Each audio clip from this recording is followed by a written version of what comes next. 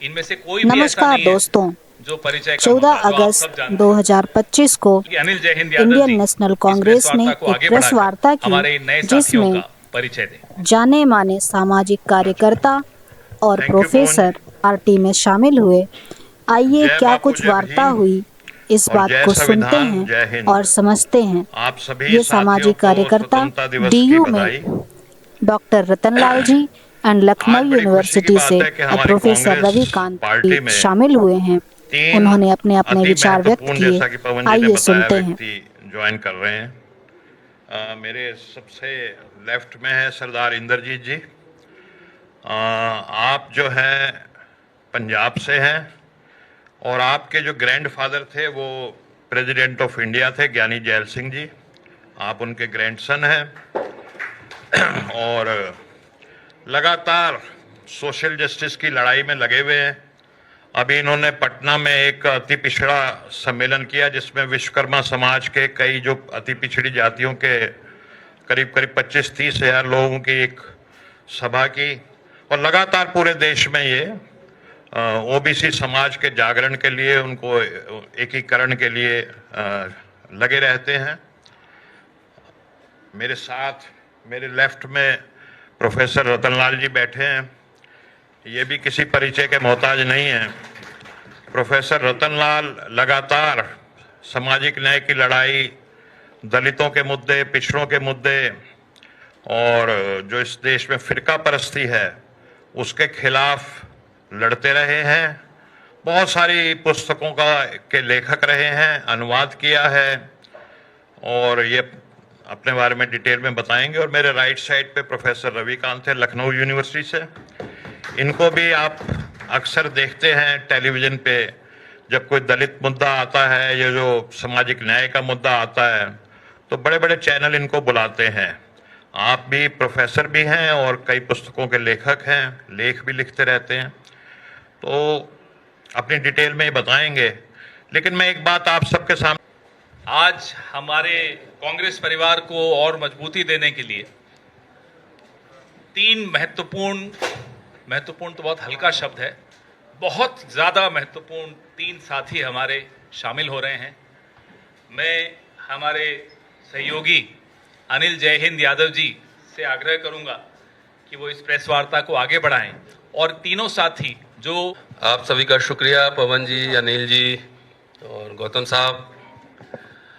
बहुत दिनों से अनिल जी कह रहे थे, वैसे मैं पेशे से शिक्षक हूं लेकिन आज बहुत शॉर्ट बोलूंगा क्योंकि 1 घंटा बोलने की आदत है। तो अनिल जी, गौतम साहब कह रहे थे बहुत दिनों से कि यू शुड ज्वाइन कांग्रेस, कि आप कांग्रेस ज्वाइन कीजिए। और मैं कहता रहा कि कांग्रेस को एक आंदोलनकारी पार्टी बनने दीजिए। जब सत्ता में कोई पार्टी होती है तो बहुत लोग चिपकते हैं, लेकिन आंदोलन के समय बहुत लोग फिर दूसरे सत्ता की ओर भाग जाते हैं। तो आंदोलनकारी पार्टी बनने दीजिए। हम लोग तो जो 10 साल से काम कर रहे हैं, सिर्फ इंडियन रिपब्लिक और इंडियन कॉन्स्टिट्यूशन का इतिहास बता रहे हैं और इसका क्रेडिट कांग्रेस पार्टी को ही जाता है। बाबा साहब ने 1947 में एक मिनी कॉन्स्टिट्यूशन लिखा था, स्टेट एंड माइनॉरिटी, और नेहरू जी भी सोशलिस्ट थे। बाबा साहब ने जो सपना देखा था स्टेट सोशलिज्म का, और आप यकीन मानिए, अगर भारत का 40 साल का इतिहास पहला देखिए, भारत उस समय गरीब था, लेकिन नेहरू जी, इंदिरा जी, राजीव जी, सबने स्टेट सोशलिज्म के आइडिया को आगे बढ़ाया। अगर वो स्टेट सोशलिज्म नहीं होता तो हमारे जैसे लोग दिल्ली विश्वविद्यालय में पढ़ाते हुए नहीं होते। पाकिस्तान उधर फौज और सेना बंदूक खरीद रहा था, बना रहा था, लेकिन नेहरू जी यहां पब्लिक इंस्टीट्यूशंस बना रहे थे। AIIMS, universities, steel plants, mining college तमाम बना रहे थे। फ्री एजुकेशन, और खास तौर से मैं दलित पर्सपेक्टिव में कहूं तो पूरा जो दलित मिडिल क्लास का फॉर्मेशन है वो आज़ादी के बाद 26 जनवरी 1950 के बाद और 90 तक ले लीजिए, इसी में Dalit middle class, urban middle class का फॉर्मेशन हुआ है, जो हमारे जैसे लोग आज ब्रांडेड कपड़े पहन के घूम रहे हैं। और ये कैसे हुआ? एक किताब में पढ़ रहा था, 26 जनवरी 1950 से लेकर 1982 तक 20 लाख SC/ST सरकारी कर्मचारी हो गए थे। मैं समझता हूं कि भारतीय संविधान और भारतीय गणराज्य की एक शानदार उपलब्धि थी। और गरीब भारत ने मुफ्त में शिक्षा दी, सबको दी।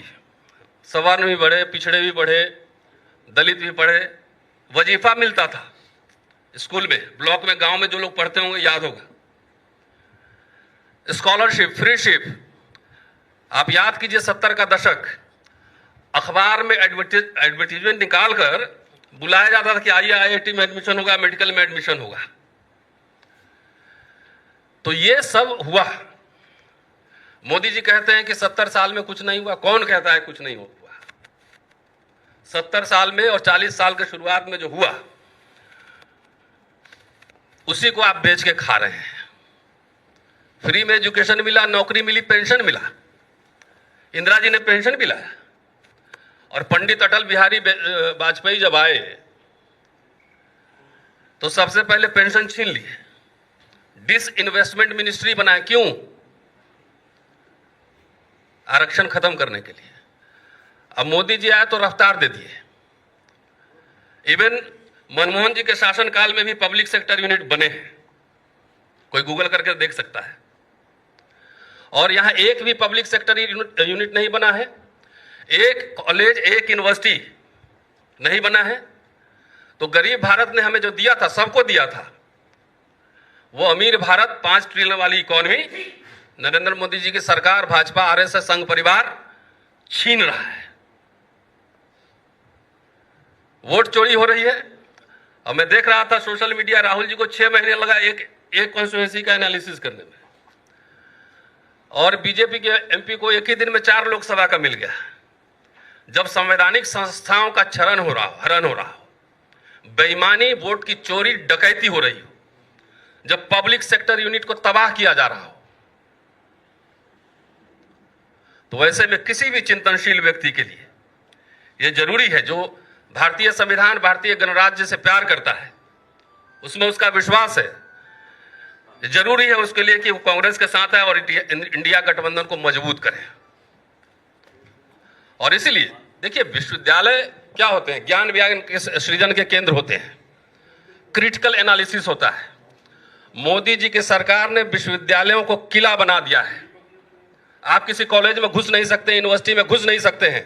दिल्ली विश्वविद्यालय में पढ़ा हूं, मुझे याद है कि जुबली हॉल, माल रोड से लेकर कमला नगर तक VC ऑफिस के सामने पैदल घूमते थे, कोई पूछने वाला नहीं होता था।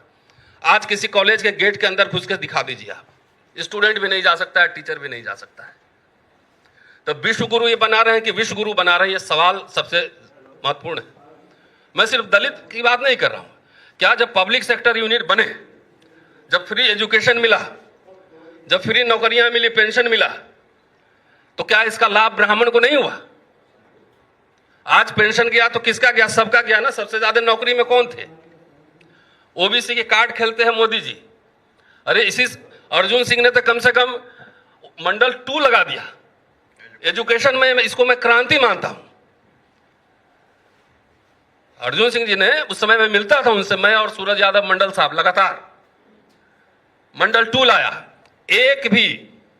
एक कोई कमीशन, एक कमेटी मोदी जी बैठाए हो OBC के कल्याण के लिए, छोड़िए बाकी का, OBC के ही कल्याण के लिए, तो मुझे बता दें। एट्रोसिटीज बढ़ रहा है। आप RTI जो लगा था, RTI डिफंक्ट कर दिया गया। आप RTI लगाते रहो, कोई जवाब ही नहीं देगा।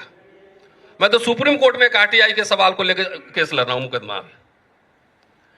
तो जो सारे संस्थाएं ध्वस्त हो रही हो, उस समय देश की जनता के सामने क्या विकल्प है? आज मैं टीचर हूं, प्रोफेसर पढ़ाता हूं। क्या मैं प्राइवेट कॉलेज में, IIM में मैं पढ़ा सकता हूं अपने बेटे को? नहीं पढ़ा सकता मैं। मेरे पास रोज कई फोन आते हैं कि हमारे लिए क्राउड फंडिंग कर दीजिए, बच्चा का विदेश में एडमिशन हो गया, यहां फेलोशिप गायब है। SC/ST के लिए 2.5 लाख रुपया का सीलिंग लगा हुआ है। क्लास 4 का एम्प्लॉय भी 2.5 लाख से ज्यादा कमा रहा है।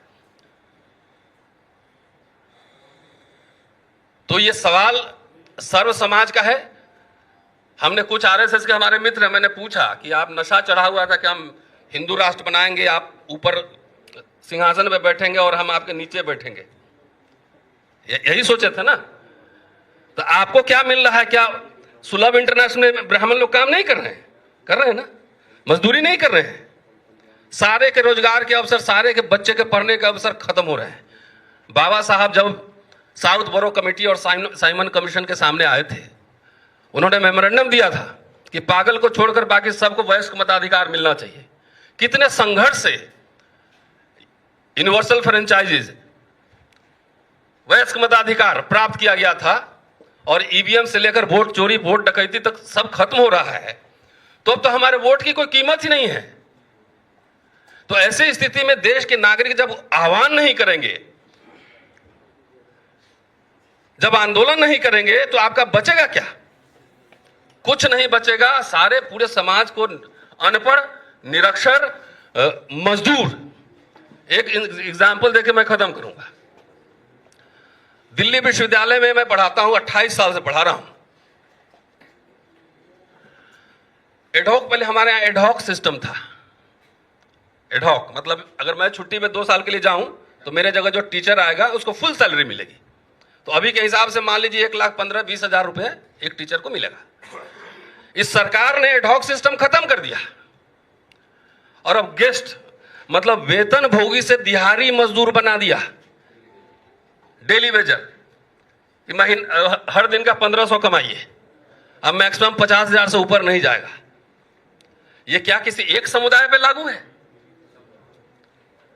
ये सभी समुदाय पर लागू है। इसलिए मैं सर्व समाज को कह रहा हूं कि जो ये संघ परिवार जिसने हमला कर दिया है पूरा भारतीय गणराज्य और भारतीय संविधान पर, मुस्लिम तो आपको दिखा रहा है, लेकिन मुस्लिम निशाना नहीं है। मुस्लिम को रिजर्वेशन सुविधाएं नहीं मिली है। असल निशाना आपका आरक्षण, एजुकेशन, जॉब, पेंशन सब खत्म करना है। तो जो अभी मिडिल क्लास बना था, एक जनरेशन बाद सब दिहाड़ी मजदूर बन जाएगा। तो इसलिए मैं समझता हूं कि सोशल जस्टिस के साथ सेकुलरिज्म साथ चलना चाहिए, और हम secular social justice democratic practice में मैं बिलीव करता हूं पर्सनली। और मुझे अब विश्वास हो चला है, 10, 20 साल, 30 साल से हम लोग यही काम कर रहे हैं। संविधान बचाओ संघर्ष समिति हमने बनाया था, अनिल जी कन्वीनर थे। ऐसी रोस्टर के सवाल पे हमने भारत सरकार को झुकाया था 200 पॉइंट रोस्टर सिस्टम पर। तो इसलिए जो भी भारतीय संविधान, भारतीय गणराज्य और साइंटिफिक टेम्परामेंट, सोशल जस्टिस और सेकुलरिज्म में विश्वास करते हैं, वैसे देश के सारे लोगों से मैं आह्वान करता हूं कि सरकार और संघ परिवार के खिलाफ हल्ला बोल शुरू करें। शुक्रिया। जय भीम।